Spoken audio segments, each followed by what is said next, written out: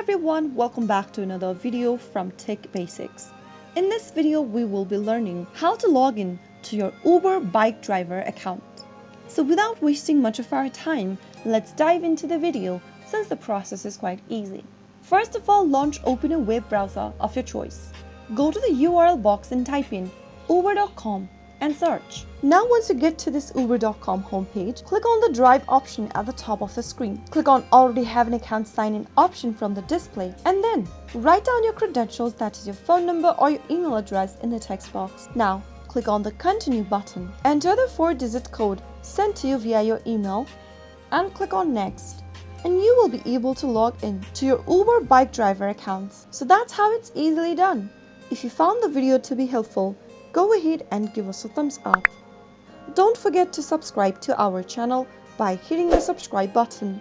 Press the bell icon so that you'll never miss another upcoming upload from us. I will be back again in the next episode. Thanks for watching.